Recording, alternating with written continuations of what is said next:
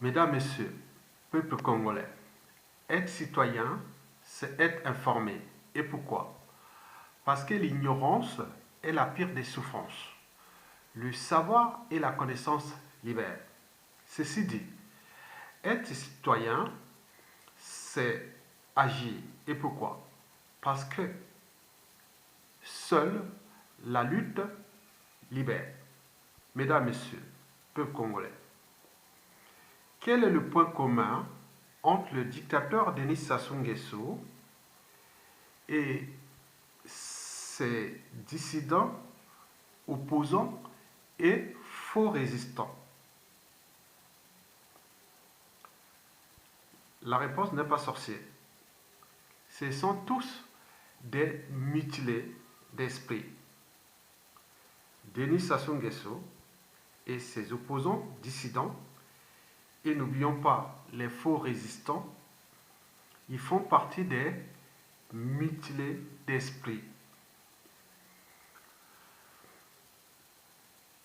Denis Sassou Nguesso lui-même, il est déjà mutilé d'esprit au service de la France-Afrique.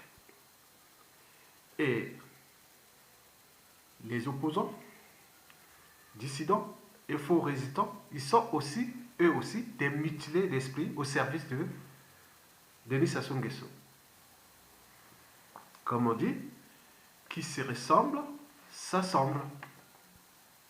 Eh bien oui, je vous informe que tous ceux qui ont trahi le peuple pendant le coup d'État constitutionnel de 2015, où la situation était favorable, il suffisait seulement d'agiter les neurones, comme l'ont fait les Algériens, les Soudanais et partout.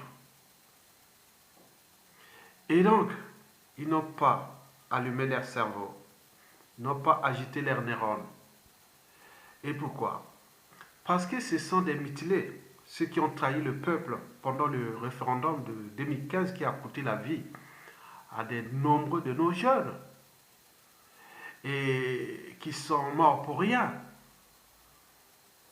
Et donc, ce sont les mutilés de Sassou Nguesso, mutilés d'esprit au service de Sassou Nguesso, qui avaient invité le peuple pour aller laisser à la guerre du loup, et voilà.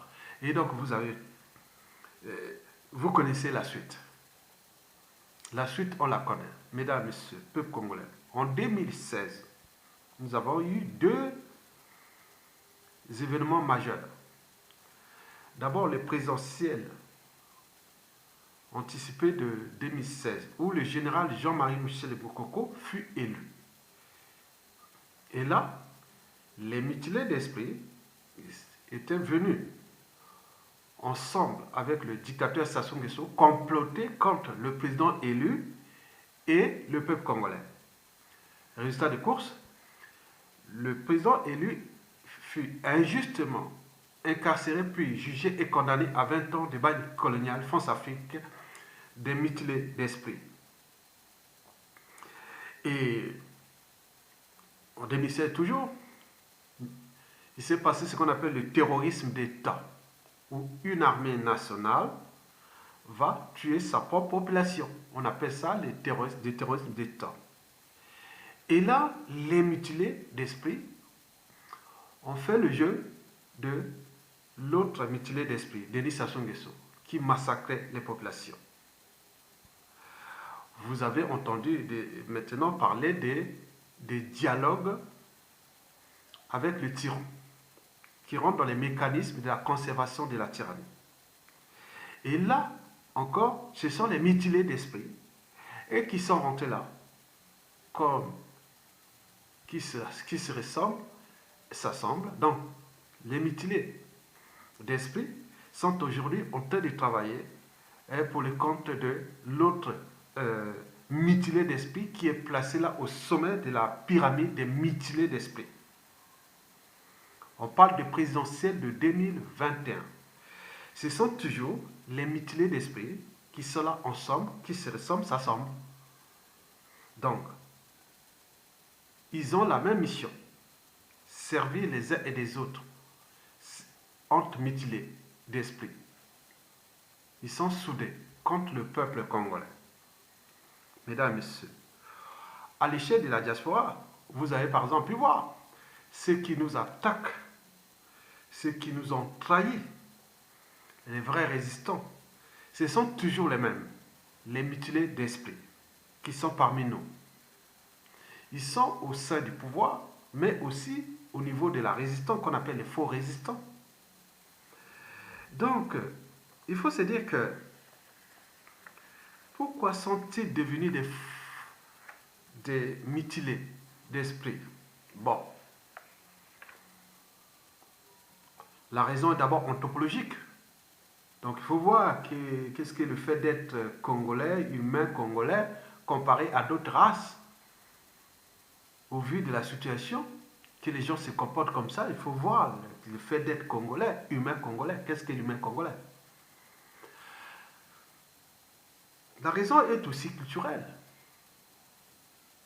Donc, il faut voir ce que nous définissons comme le fait de vivre ensemble, de l'intérêt général, de tout ce qui est de notre culture, de notre tradition et autres.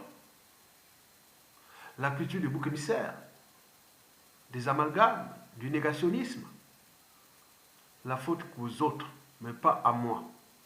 Mais bien sûr qu'il y a beaucoup cherchent à s'affranchir de ces mutilés, mais il faut savoir que les mutilés d'esprit qui sont au sein du pouvoir, mais aussi dans la fausse opposition, la fausse résistance et autres, l'ensemble couvre 8% de la population et qui emmerde 92% d'entre nous, c'est-à-dire 92% du souverain peuple.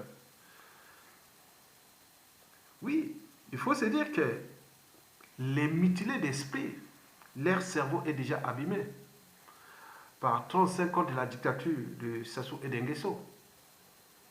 Il faut se dire que dans leur cerveau, les émotions sont au-dessus de la raison. Dans leur cerveau, il faut se dire qu'ils n'ont pas franchi encore les barrières de la raison. L'appartenance au-dessus de la raison, l'appartenance ethnique,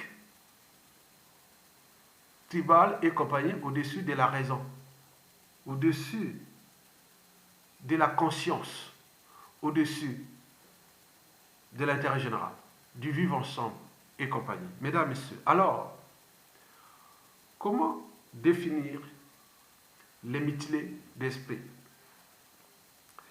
Les mutilés d'esprit sont des individus qui parviennent à se convaincre de leur indignité comme de leur dignité. En effet, les mutilés d'esprit n'ont pas de personnalité profonde. Ils n'attachent aucune importance à la raison et à la conscience. Cela veut dire qu'ils n'attachent non plus d'importance à leur dignité. C'est tout simplement parce que pour eux, l'indignité ou la dignité, c'est la même chose. Ça n'a aucune importance. Et c'est la raison pour laquelle les mutilés d'esprit sont des incroyables collabos au service de toute injustice ou oppression. Parce qu'ils sont capables de jouer la dignité comme l'indignité, avec la même motivation ou avec la même force. Contrairement aux êtres dignes qui, eux, pour avoir cette force-là, sont forcés d'user de leur conscience. C'est dans la conscience que nous, êtres dignes, sommes capables de donner de la force à notre personnalité profonde. Mesdames, Messieurs, les mutilés d'esprit sont des êtres indignes. Ils ne sont pas libres. Or, la liberté et la dignité sont des premières et fondamentales des droits de l'homme et du citoyen. En réalité, les mutilés d'esprit sont des esclaves de leur propre personnalité profonde et de ceux qui sont là pour les traiter d'indignes et d'esclaves.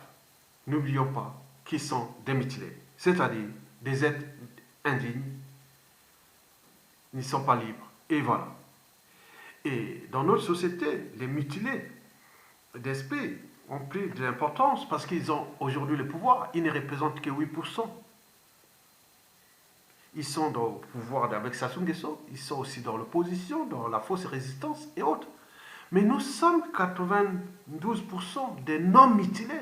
Alors, pourquoi nous sommes individuellement et collectivement, tant au niveau civil, politique et militaire, incapables de déjouer la force du mal qui est aujourd'hui représentée par les mutilés d'esprit?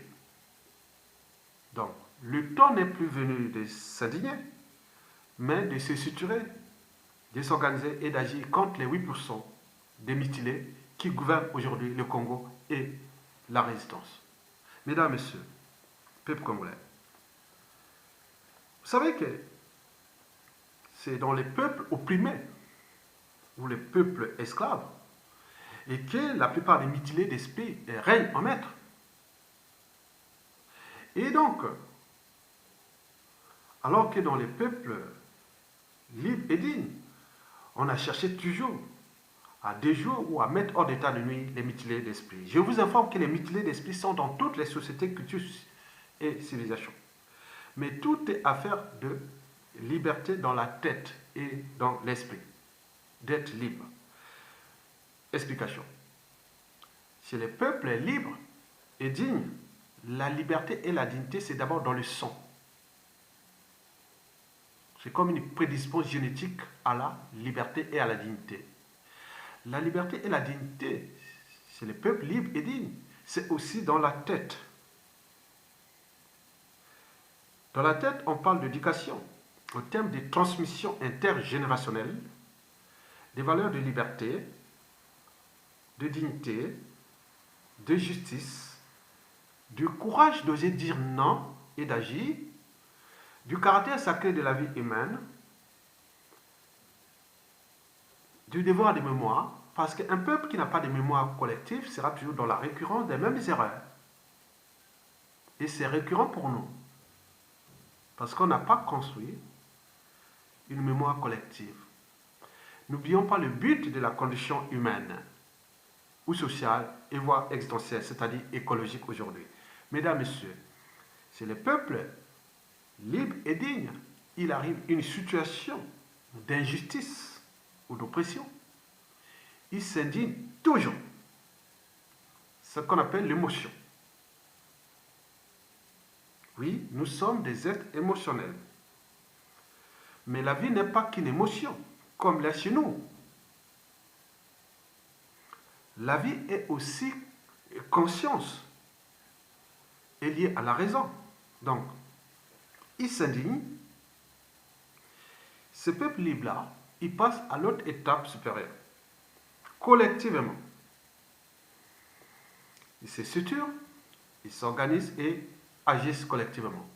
Et c'est les raisons pour lesquelles on dit toujours que la liberté et la dignité de ces peuples libres, ça se mérite. Or que l'indignité et l'esclavage, ça se mérite aussi, puisque vous êtes des peuples soumis. Donc, vous avez tout compris.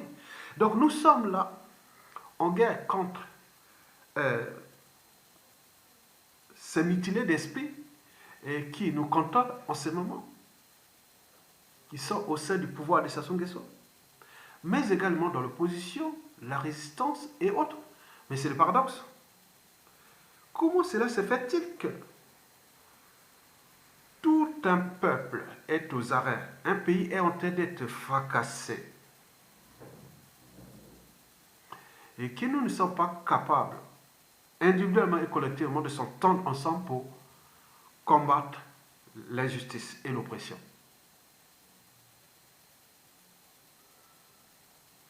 Bien entendu que La liberté et la dignité d'un peuple dépendent aussi de la proportion des êtres qui sont déjà libres dans leur tête.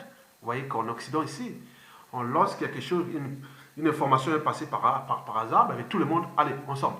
Mais nous, on va dire, ah, par appartenance, est-ce que c'est du nord, du sud, de l'est? Est-ce que c'est pour telle tribu? Est-ce que c'est pour...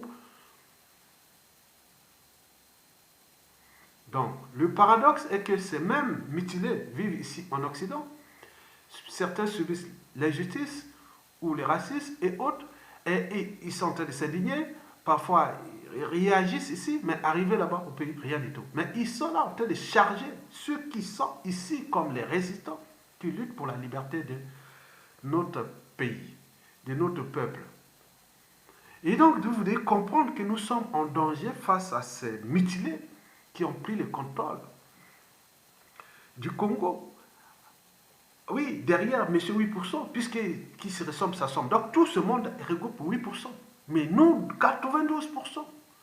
Donc, l'information que je vous donne, donc, vous devez commencer à ne plus renoncer à votre liberté et dignité en tant qu'individu et défendre celle des autres aussi. Deuxièmement, vous devez commencer déjà à ne plus renoncer à vos droits et devoirs des citoyens.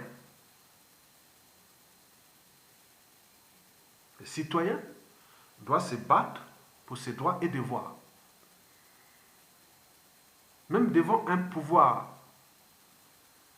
juste ou injuste, devant une autorité juste ou injuste, vous avez ce devoir sacré, ce droit sacré, voilà, de se battre. Ne pas léguer votre citoyenneté aux uns et aux autres, à des individualités. Vous êtes citoyen congolais. La situation de ce pays qui risque d'être totalement aux mains des étrangers.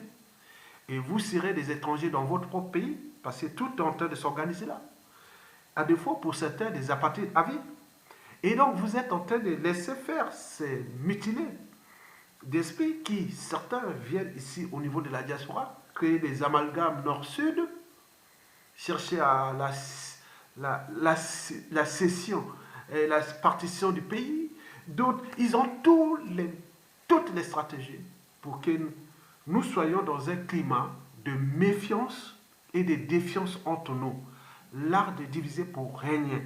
Or, pour réussir un combat d'une cause aussi juste, noble et légitime, il faut s'entourer avec des gens qui ont la même mission que vous.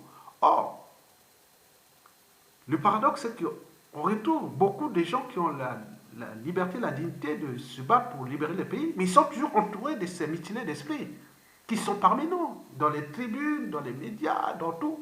Ils viennent derrière nous. Ce sont des mutilés. Il faut s'affranchir des mutilés. Ils sont des mutilés. Donc, vous avez compris. Donc, je vais vous relire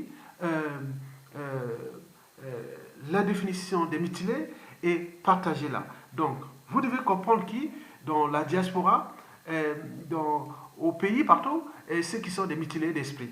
Ils regroupent que 8%. Parce que ceux qui s'assemblent se ressemblent. Donc, ils sont avec Sassou. Donc, les mutilés d'esprit sont des individus qui parviennent à se convaincre de leur indignité comme de leur dignité. En effet, les mutilés d'esprit n'ont pas de personnalité profonde. Ils n'attachent aucune importance à la raison et à la conscience. Cela veut dire qu'ils n'attachent non plus d'importance à leur dignité. C'est tout simplement parce que pour eux, l'indignité ou la dignité, c'est la même chose. Ça n'a aucune importance. Et c'est la raison pour laquelle les mutilés d'esprit sont des incroyables collabos au service de toute injustice ou oppression. Parce qu'ils sont capables de jouer la dignité comme l'indignité avec la même motivation ou avec la même force. Contrairement aux êtres dignes, qui, eux, pour avoir cette force-là, sont forcés d'user de leur conscience. La conscience est liée à la vérité. Et donc, c'est dans la conscience que nous, êtres dignes, sommes capables de donner de la force à notre personnalité profonde, c'est-à-dire à notre existence. en tenant compte des enjeux et des problématiques du vivre ensemble et surtout de l'intérêt général. Mesdames, Messieurs, je vous remercie.